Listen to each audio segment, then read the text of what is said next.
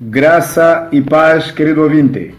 Estamos na Semana Pascal, num momento de muita aflição, num momento de muita crise mundial, em que todas as famílias estão confinadas aos seus lares. Mas mesmo assim, Deus é por nós e Ele está conosco. Nunca Ele irá nos abandonar. Hoje é o primeiro dia das nossas reflexões sobre a Páscoa. Hoje vamos meditar no capítulo 26 de Mateus, capítulo 1 até o versículo 5. Diz assim aqui a palavra: Tendo Jesus acabado todos estes ensinamentos, disse a seus discípulos: Sabeis que daqui a 2 dias celebrar-se-á a Páscoa, e o Filho do Homem será entregue para ser crucificado. Então os principais sacerdotes e os anciãos do povo se reuniram no palácio do sumo sacerdote, chamado Caifás, e deliberaram prender Jesus à traição e matá-lo. Mas diziam: não durante a festa, para que não haja tumulto entre o povo. Palavra do Senhor. Querido ouvinte, o tema que nos foi proposto é sobre a história da Páscoa.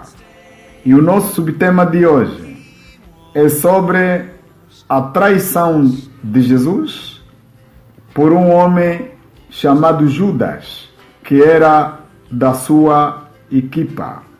A história da Páscoa começa no Egito, onde Israel viveu quase 5 séculos. Este povo hebreu que ali viveu era um povo ou eram gerações que naquela altura não mais conheciam a Deus nem conheciam a voz de Deus. Somente Deus apareceu a Moisés para ir até lá onde ele devia conduzir o povo, no deserto de Midian, ali onde ele faz encontro com Deus, o chama para libertar o povo. O povo vivia uma escravidão tremenda. O povo vivia um cativeiro tremendo, de maneiras que não conhecia viver bem, era subjugado, maltratado. Como todos nós sabemos a história de colônias, nós ainda temos os que são da idade um pouquinho avançada, a história do que era no nosso país, por exemplo, quando era colônia portuguesa, onde o angolano não tinha direito nenhum. É assim que era o povo hebreu lá no Egito. Mas Deus ordenou que Moisés devia libertar o povo, e é o que aconteceu na verdade. Moisés foi até ao Egito, voltou, foi até a casa de Faraó com seu irmão Arão, falando toda a orientação de Deus, que ele, nesse caso o Faraó, devia libertar o povo. Mas Faraó endureceu tanto o coração dele, de maneiras que ele tinha que passar por grandes provas para ele conhecer qual é poderoso o Deus de Moisés. E ele isso provou, culminando com a morte dos primogênitos. Os primogênitos foram todos mortos no Egito naquela noite da primeira Páscoa, quando Deus ordenou que cada casa devia pegar, arranjar, adquirir um cordeiro de 1 ano e sem mácula. Se uma casa não conseguisse, devia se juntar a uma ou a outra.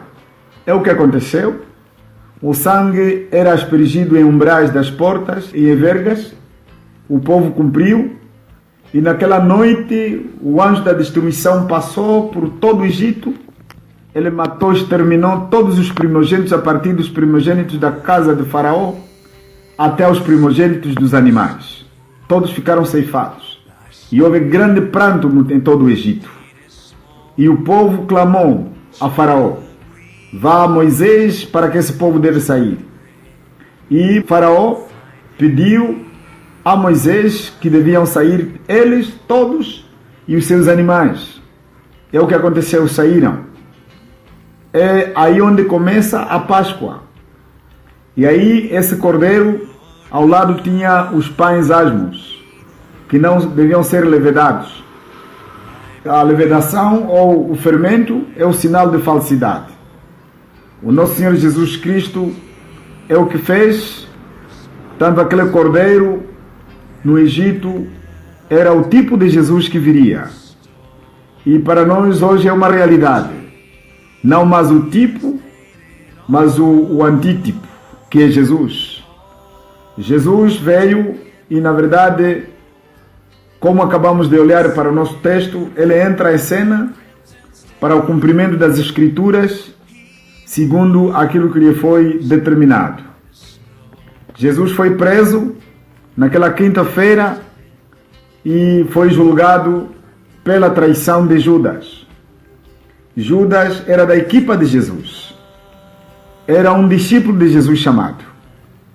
Ele não foi determinado que ele quem devia matar a Jesus, como alguns pensam que se não houvesse Judas não haveria salvação. Mas o próprio Jesus já dizia que o Filho do Homem vai segundo as Escrituras. Mas ai daquele pelo meio do qual será traído, melhor se não fosse nascido.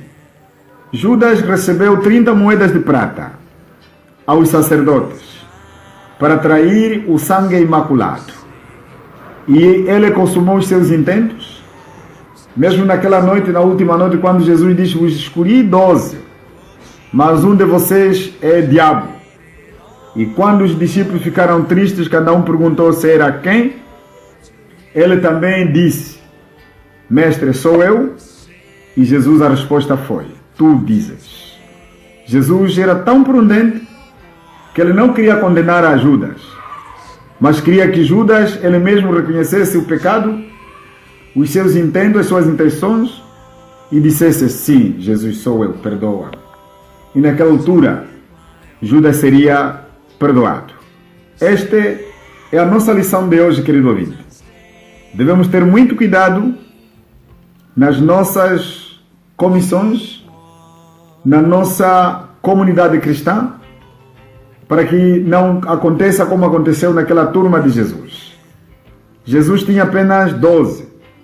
E nós hoje, as nossas igrejas, nossos templos estão cheios de gente. Não será que alguém proceda como Judas? E ele estoure também como Judas?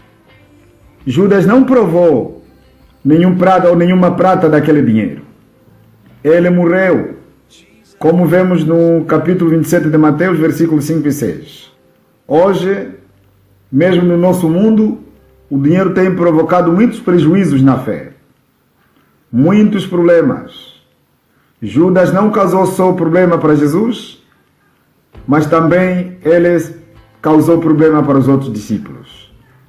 Muitos nas igrejas também provocam prejuízo em outros membros. Devemos, querido ouvinte, entender esta história da Páscoa. Enquanto os primogênitos do Egito morriam, em Israel havia paz.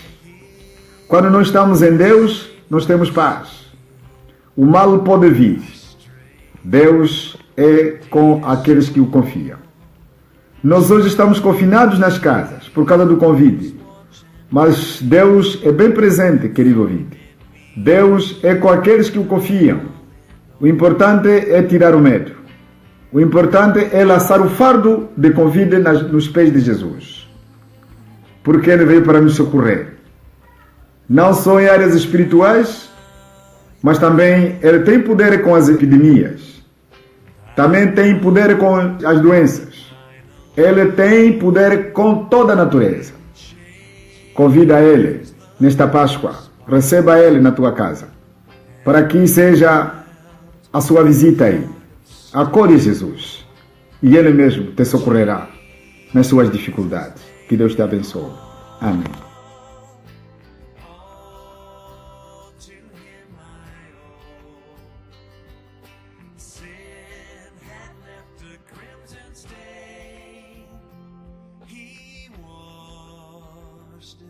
White as snow.